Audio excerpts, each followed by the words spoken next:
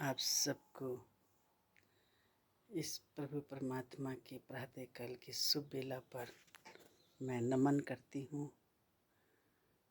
और प्रभु चरणों में आप सब आपको जो है प्रातःकाल की शुभकामनाएं हैं, क्योंकि हमको एक नया जीवन मिला है।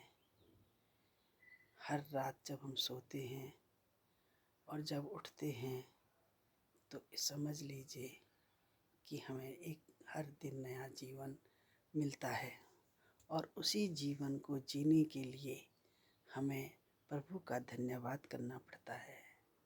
प्रभु का धन्यवाद करते समय हमको ब्रह्म मुहूर्त पे जिस समय इस प्रभु से जुड़ने का एक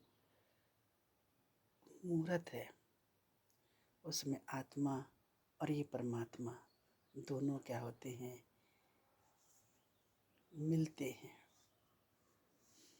क्योंकि आत्मा इस परमात्मा को अंदर से पुकारती है और ये परमात्मा पूरे संसार में अपने 3 बजे, 3:30 से और 6 बजे तक पूरे सकारात्मक ऊर्जा से भरपूर होकर हर एक के अंग संग महसूस होता है।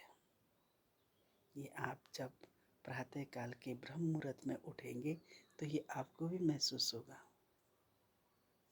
क्योंकि पुराने ऋषि मुनि से लेकर के और वेद में भी लिखा है कि प्रातः काले ब्रह्म मुहूर्तः सकारात्मक ऊर्जा भवति।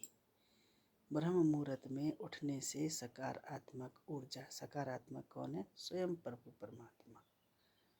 और नकारात्मक कौन है? जो इसके विपरीत कार्य करता है। तो हम अगर सकारात्मक प्रातःकाल हो जाते हैं तो सारे दिन भर हम जो है सकारात्मक रहते हैं, खुश रहते हैं और स्वास्थ्य भी ठीक रहता है। मन, बुद्धि और जो होते हैं वो सारे जो है पॉजिटिव होते हैं, जिससे कि हमारा शुभ दिन निकलता है।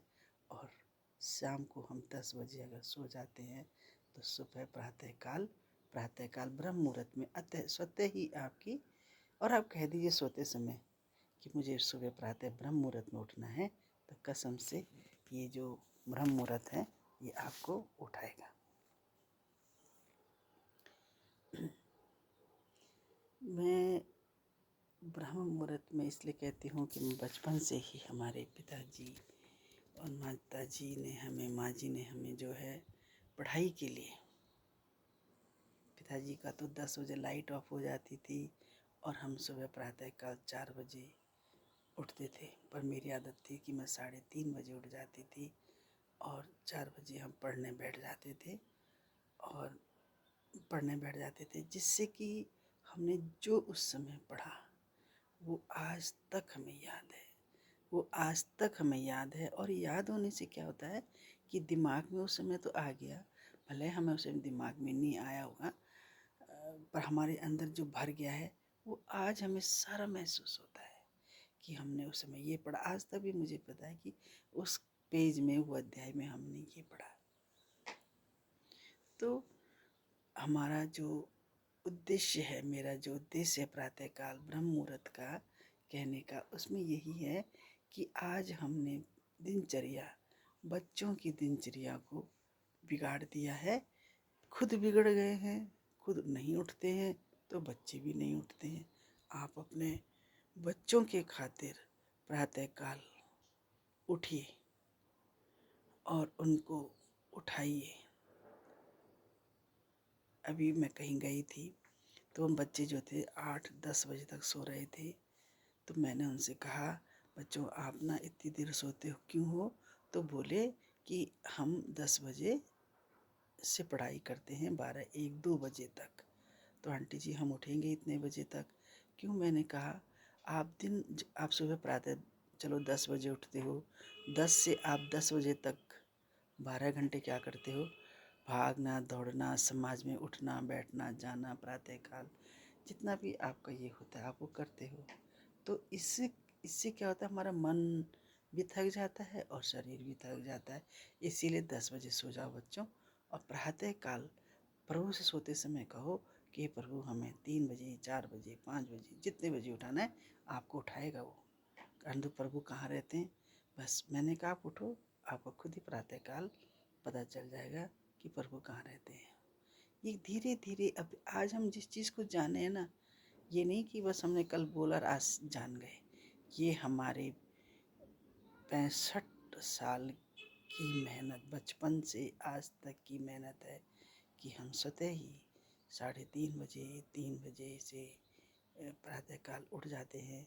और कभी अगर थोड़ा सा देर में सोए होंगे तो हम 4 बजे तक तो पूरा उठ ही जाते हैं। तो ये हमने बच्चों के अंदर बोला। उनका ठीक है आंटी जी, ये हमें किसी ने नहीं बताया। उनकी माँ को बुलाया, मैंने कहा दीदी आपने नहीं बताया नहीं? कहती हैं अरे दीदी ये तो निशन लापरवाह छन। अरे लापरवाह कब है? जब हम लापरवाह हैं। इसलिए मैं सभी से बोलती हूँ, ब्रह्म मुहूर्त में उठिए, अपने बच्चों को उठाइए, उन्हें पढ़ने के लिए कहिए, तो प्रातः काल के मन शांत होता है, प्रभु का वास होता है। जो पढ़ेगा वो दिमाग में छाप पड़ जाती है। इसीलिए आज बच्चा शांत रहता है, वो गुरु नहीं बनता है। परंतु आज हम देख रहे हैं कि ब्रह्म मुहूर्त की जगह समय बदल दिया है। घर परिवार में भी समय पर ना खुद उठते हैं ना बच्चों को उठाते हैं। तो मेरा उद्देश्य यही है ब्रह्म मुहूर्त में कि ब्रह्म के इस ब्रह्मांड का मुहूर्त होता है। पूरे ब्रह्मांड में जो व्याप्त है प्रभु परमात्मा, परम पिता परमेश्वर, इनसे साक्षात्कार होता है। ये आप आंख बंद करके इनके ध्यान में जब बैठेंगे, आप जिस भी प्रभु को मानते हैं आप उसी प्रभु का ध्यान कीजिए। क्योंकि ये कहता है परमात्मा, मैं हर वस्तु में हूँ, हर नाम में हूँ, हर क्रम में हूँ, हर धर्म में हूँ। बस पुकार के तो देखिए, एक बार जरा सा ध्यान करके तो देखिए, मनन तो कीजिए, चिंतन भी कीजिए। मैं आपके पास हूँ, मैं आपके पास हूँ। तो इसीलिए मेरा ये उद्देश्य है कि आप जरूर ब्रह्म मुहूर्त में उठ करके देखिए, बड़ी शांति मिलती है, शांत सब आपके हो जाते हैं।